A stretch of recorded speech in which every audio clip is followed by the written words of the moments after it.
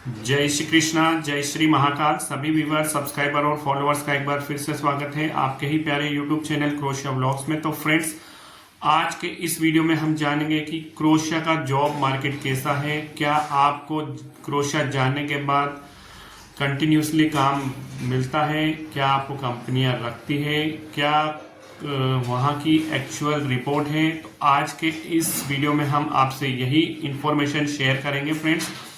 तो जैसा कि आपको पता है कि क्रोशिया में देखिए अलग अलग प्रकार के परमिट्स निकलते हैं। 3 मंथ्स के जैसे फ्रूट पिकिंग जॉब के निकलते हैं।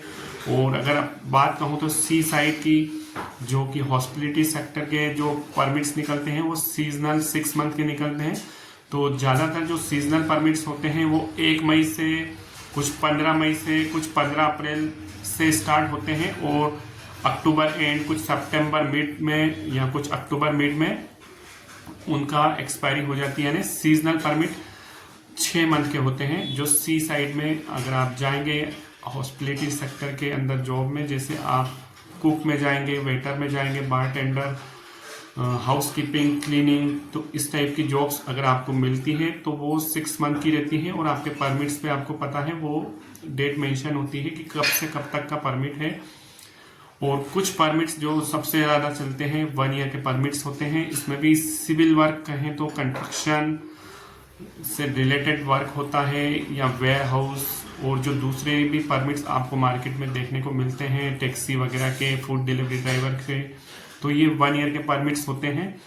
तो इस वीडियो में हम यही जानेंगे कि अगर आप 1 ईयर के परमिट में जाते हैं तो जैसा कि पता है आपको 3 मंथ्स के अगर आप परमिट में जाते हैं फ्रूट पिकिंग जॉब्स में तो आपको 3 मंथ्स का वर्क तो 100% मिल ही जाता है।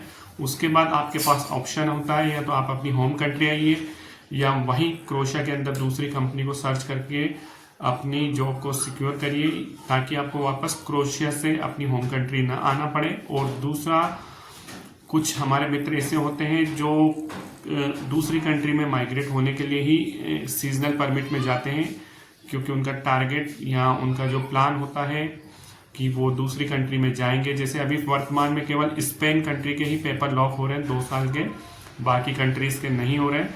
तो अभी जो हॉट स्पॉट बना हुआ है स्पेन बना हुआ है, जहां पर पेपर लॉक हो रहे हैं 2 साल के बाद आप सिस्टम के अंदर आ सकते हैं।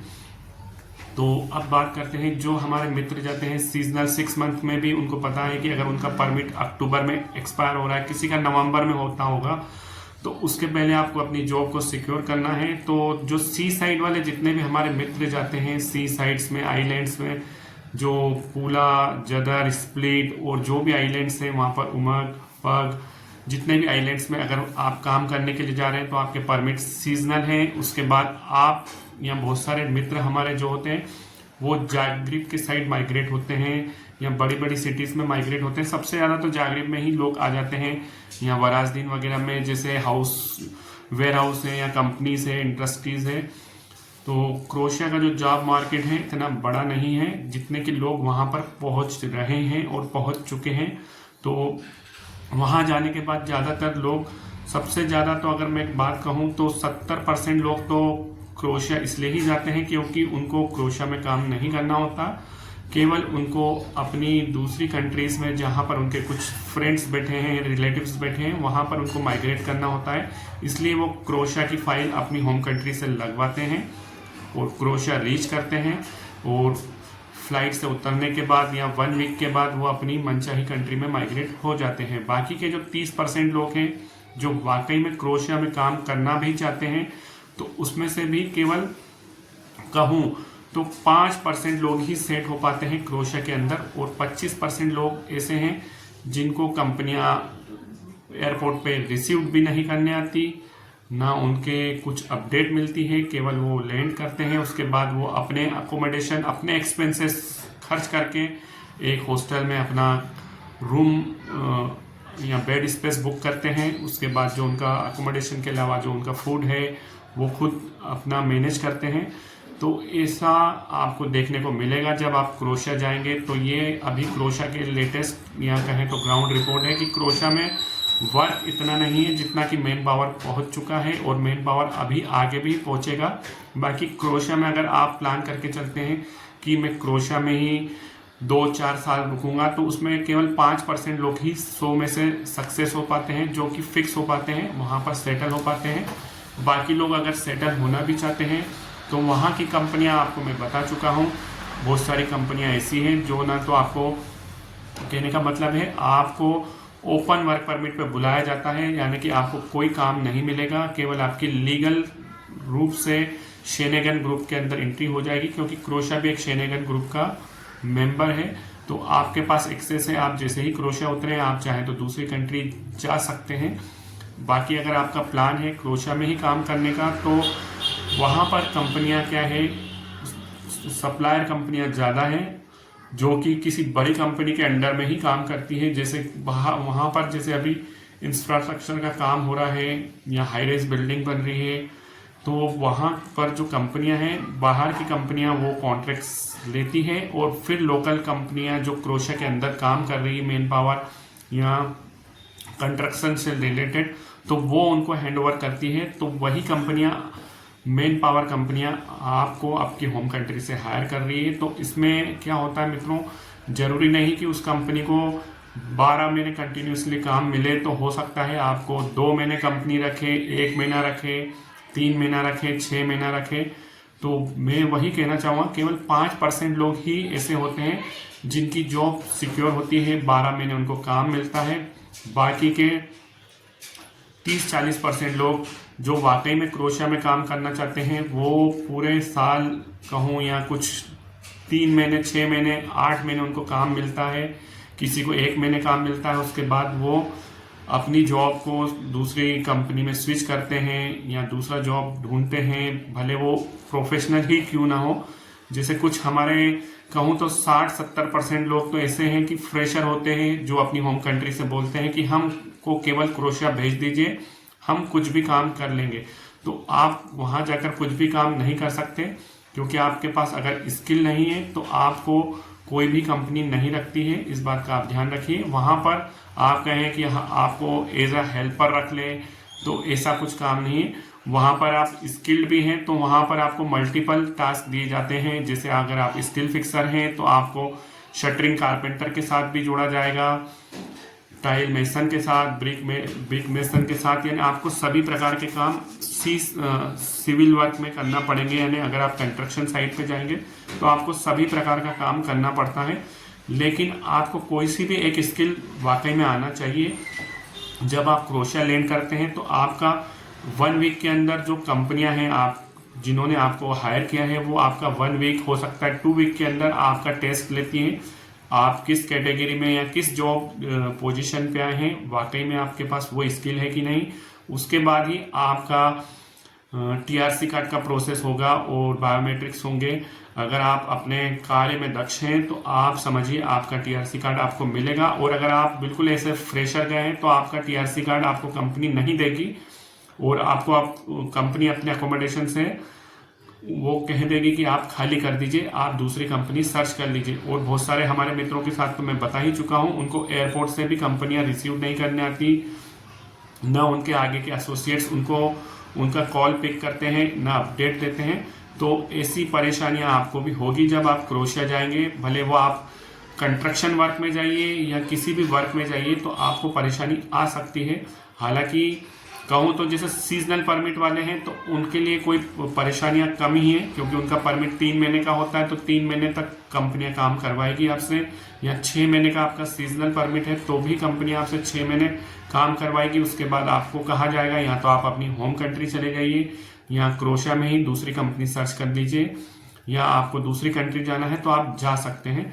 तो इन बातों को आपको ध्यान रखना है फ्रेंड्स। जब भी आप क्रोशिया जाएं, अगर आप सीजनल पे जाएं तो अपने ही जॉब को सिक्योर करना पहले से ही चालू कर दीजिए।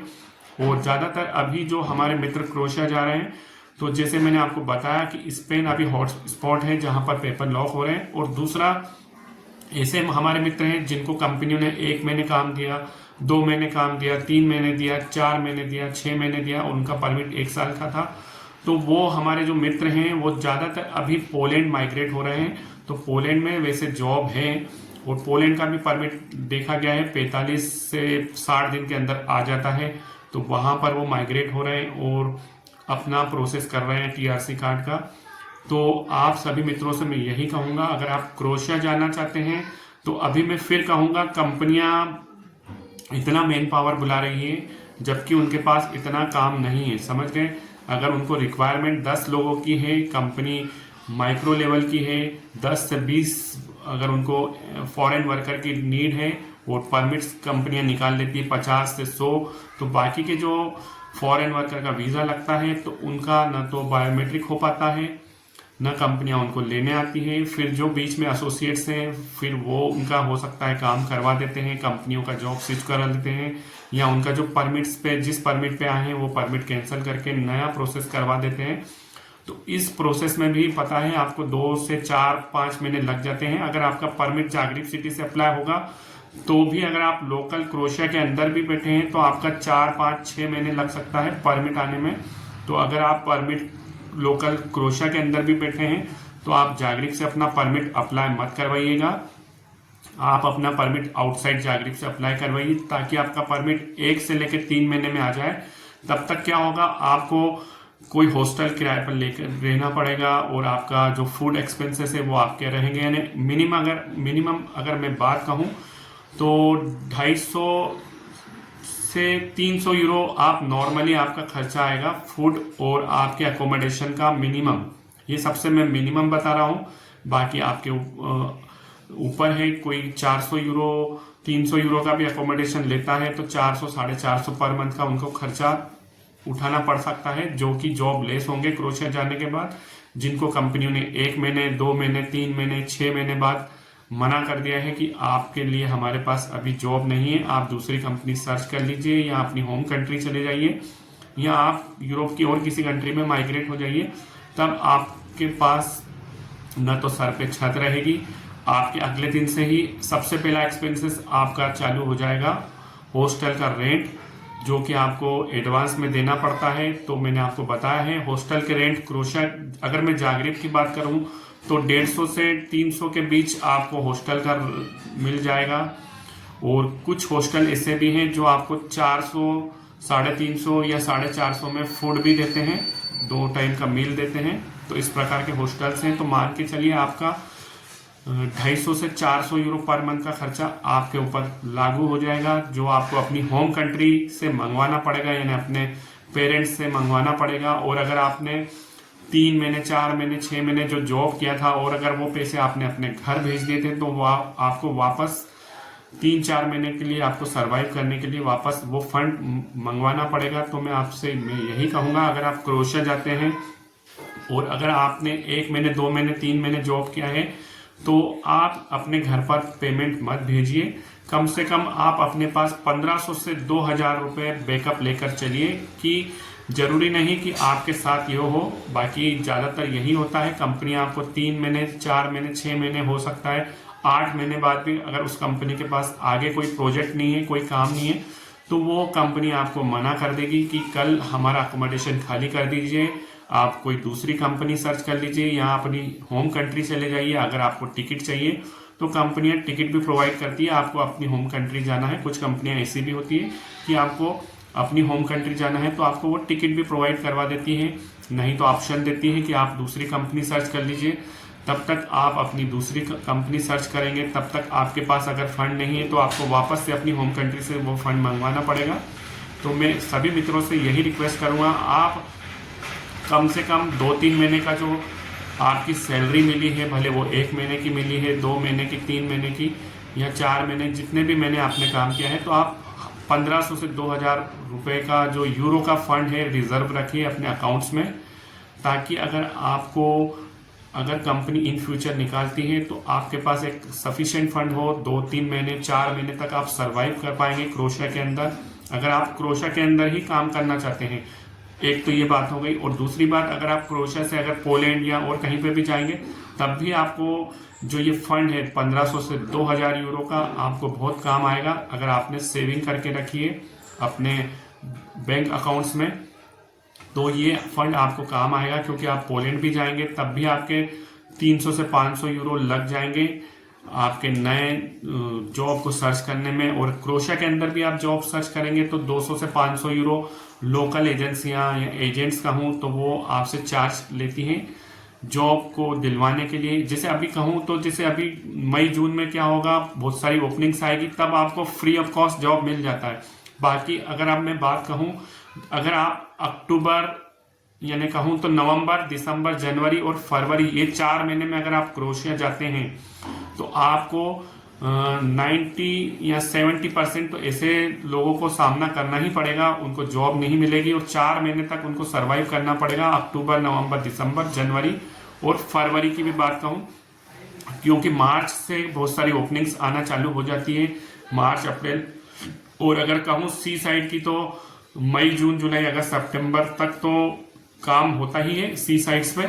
4 महीने बहुत पीक टाइम पे रहता है। अगर सी साइड की बात कहूँ तो सी साइड में जून, जुलाई बहुत पीक टाइम होता है। यहाँ पर फॉरेन टूरिस्ट होते हैं जो कि यूरोप की अलग अलग कंट्रियों से आते हैं। साथ ही अगर मैं क्रोएशिया जाग्रेब की बात कहूँ या क्रोएशिया के लोकल लोग भी जून और जुलाई के अंदर सी साइड्स में, जैसे जो भी हमारे फ्रेंड्स जाते हैं सीजनल परमिट पे, तो उनको दिखता है कि कितने सारे टूरिस्ट आ रहे हैं, तो पिक टाइम होता है, तब वहां पर बहुत सारी जॉब ओपनिंग्स होती है।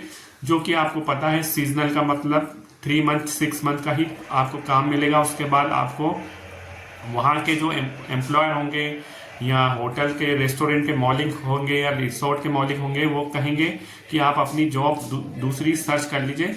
तो अगर आप नवंबर, दिसंबर, जनवरी और फरवरी में क्रोएशिया लैंड करते हैं तो आपको 4 महीने में कहूँगा ये बहुत ज़्यादा सरवाइव करना पड़ेंगे। ये 70 से 80% लोगों के साथ होता है जो भी नवंबर, दिसंबर, जनवरी और फरवरी में क्रोएशिया लैंड करते हैं। तो उनको उनकी कंपनियां कहें या जो दूसरी कंपनियां भी हैं, जैसे कुछ एजेंसियां भी हायर करती हैं क्रोएशिया में, एजेंसियां मेन पावर को हायर करती हैं।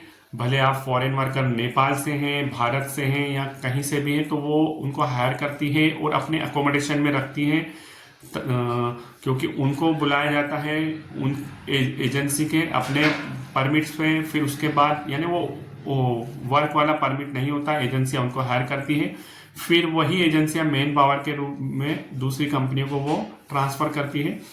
तो इस बीच में आपको 2-3 महीने कंपनियां, हो सकता है एजेंसियां कुछ अच्छी भी होती है जो आपको अकोमोडेशन देती हैं, और कुछ कंपनियां एजेंसियां एक 1 टाइम का मील भी देती हैं, और कुछ एजेंसियां आपको न तो अकोमोडेशन प्रोवाइड करेगी ना मील प्रोवाइड करेगी। तो आपके 2-3 महीने का जो आप क्रोएशिया उतरेंगे, और अगर मैं आपको बात कहूं, अगर आप अपनी होम कंट्री से जा रहे हैं तो भी आप 500 से 1000 यूरो लेकर जाइए, क्योंकि स्थितियां क्या है, अगर आप क्रोएशिया जाते हैं और आपको वाकई में बहुत अच्छी कंपनी भी मिली है तो जाते से आपको अकोमोडेशन तो मिल जाएगा, और आपके जो फूड एक्सपेंसेस है वो आपको खुद उठाना पड़ते हैं। और जो आपकी फर्स्ट सैलरी आती है क्रोएशिया रीच करने के बाद, वो लगभग 45 दिन के बाद आती है।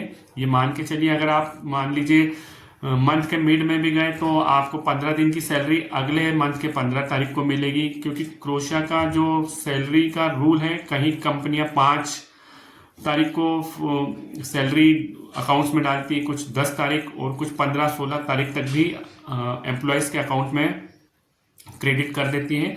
तो मान के चलिए, अगर आप क्रोएशिया जा रहे हैं तो अपनी होम कंट्री से मिनिमम 500 यूरो फंड लेकर जाइए, ताकि आपको 1-2 महीने सरवाइव करने में कोई प्रॉब्लम नहीं आए अगर आप क्रोएशिया लैंड करते हैं।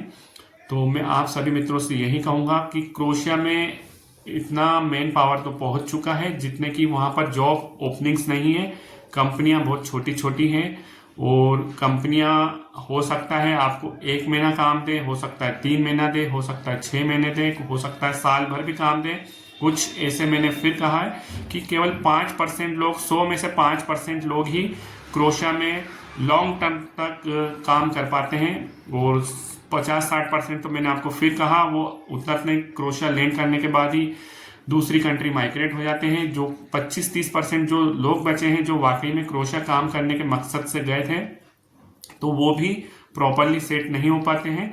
तो आप सभी मित्रों से मैं यही कहूँगा, क्रोएशिया जाएं तो एक सफिशिएंट फंड लेके जाएं, और अगर आप एक अच्छी कंपनी में सेटल भी हो गए हैं तो कम से कम 1500 से 2000 का फंड आप अपने पास हमेशा रिजर्व रखें, ताकि अगर इन फ्यूचर अगर आपको कंपनी किसी भी समय कह देती है कि आपको हम कल आप अपना अकोमोडेशन हमारा खाली कर दीजिए और दूसरी कंपनी सर्च कर लीजिए, तब आपके ऊपर न तो छत रहेगी, ना कुछ आपके ऊपर जॉब रहेगी। तो आप सोचिए आपके खर्चे अगले नेक्स्ट डे से चालू हो जाएंगे। फिर आपको जो खर्चे हैं, अपने जो सेविंग फंड्स हैं, वो आपको बहुत काम आएगा। और अगर आपने जो सेविंग फंड था या जो आपकी सैलरी थी, अगर आपने अपनी होम कंट्री अपने फैमिलीज को दे दी, या अगर आप अपनी होम कंट्री से जो लोन लेके आए थे तो वो आपने पेमेंट कर दिया था, तो आपको फिर से अपनी होम कंट्री से फंड मंगवाना पड़ेगा। 500 से 1000 यूरो, जैसा जैसा आपको लगेगा तब आपको वो मंगवाना पड़ेगा। तो मैं आप सभी से यही कहूँगा कि क्रोएशिया में अगर वास्तविक में कहें तो काम केवल लिमिटेड काम है और मेन पावर बहुत ज़्यादा जा रहा है। अगर मैं फूड डिलीवरी की भी बात कहूँ तो जैसा फूड डिलीवरी में भी देखा गया है, फूड डिलीवरी करने वाले कम से कम आपको मिनिमम अगर मैं कहूँ तो उनको 1000 रुपये का खर्चा तो आता ही है, जो उनके फूड एक्सपेंसेस, बाइक के रेंट, अकोमोडेशन के रेंट और आपका जो टैक्स होगा, आपका जो इंश्योरेंस होगा, उसका 1000 रुपये पर मंथ का खर्चा है। तो अगर आप 1500 यूरो का पर मंथ का काम करेंगे क्रोएशिया में फूड डिलीवरी का, तो आपके हाथ में काट पीट के 400 यूरो हाथ में आएंगे।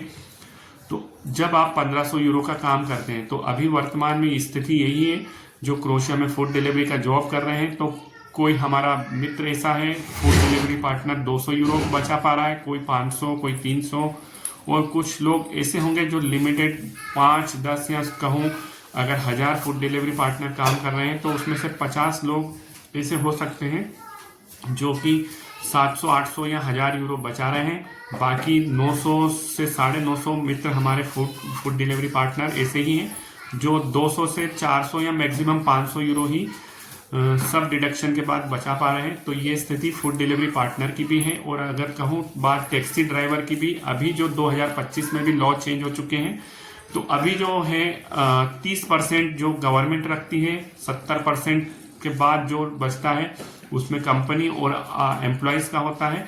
तो टैक्सी ड्राइवर अगर कहूँ as a comparison food delivery के थोड़ा सा ज़्यादा पैसा बचा पाते हैं। वो कम से कम 500 से 1000, 1200 यूरो भी बचा पाते हैं। मैं टैक्सी ड्राइवर जॉब की बात कर रहा हूँ, तो फूड डिलीवरी जॉब से टैक्सी ड्राइवर का जॉब अच्छा है।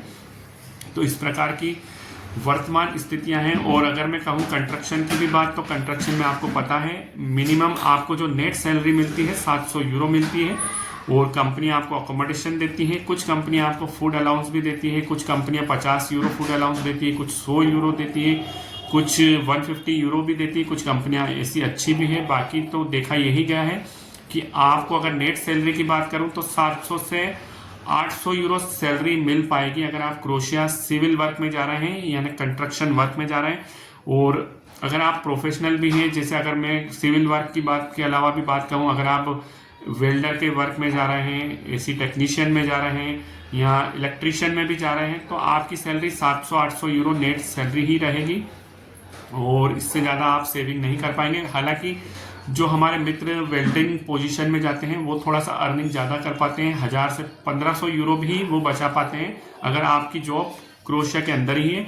और अगर आप वेल्डर हैं, आपको कंपनी दूसरी कंट्री माइग्रेट करके ले जाती है, जैसे जर्मनी हो गया, बेल्जियम हो गया, या दूसरी कंट्री में उनके पास कॉन्ट्रैक्ट मिला है आपकी कंपनी को, तो वहाँ पर आप फिर भी 2000 से 2500 यूरो पर मंथ सेविंग कर सकते हैं अगर आप वेल्डर जॉब की पोजीशन पे गए हैं तो।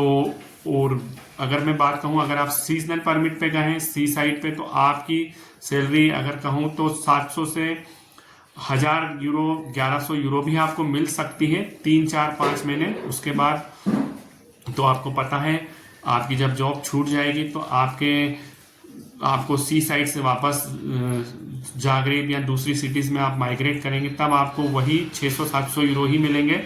तो आप सभी से मैं यही रिक्वेस्ट करूंगा, अगर आप क्रोएशिया जाने का प्लान कर रहे हैं तो अपना एक फंड लेके चलिए अपने होम कंट्री से 500 यूरो। और अगर आपको जॉब मिल जाती है 3, 4, 6 महीने आपको जॉब भी मिली है, तो पूरा फंड आप अपने होम कंट्री मत भेजिए। आप हर महीने 300 यूरो एक साइड में रख के चलिए फंड को, ताकि अगर आपको इन फ्यूचर आपकी कंपनी निकालती है क्रोएशिया से, तो आपके पास 1000 से 1500 यूरो सफिशिएंट फंड हो, ताकि आपको अपनी होम कंट्री से मंगाना ना पड़े, या अपनी फैमिली या रिलेटिव से वो फंड वापस मंगवाना ना पड़े। तो इन बातों का आपको ध्यान रखना है फ्रेंड्स। और क्रोएशिया की हालत यही है कि वहाँ पर जॉब नहीं है जितना कि मैन पावर पहुँच रहा है। फिर कहूँगा केवल 5% लोग ही वहाँ पर सेटल हो पा रहे हैं और 25% लोग पूरे साल कहूँ तो 3-6 महीने उनको काम मिलता है, 3-4 महीने उनको घर पे बैठना पड़ता है और बाकी 70% लोग तो हमारे ऐसे मित्र हैं जो दूसरी कंट्री माइग्रेट हो जाते हैं क्रोएशिया लैंड करने के बाद। तो ये स्थितियाँ क्रोएशिया की वर्तमान में है मित्रों, तो इन बातों को आप ध्यान रखिए अगर आप क्रोएशिया जा रहे हैं। तो करता हूँ मैं आज के इस वीडियो को मैं यहीं पर समाप्त। जय श्री कृष्णा, जय श्री महाकाल, धन्यवाद।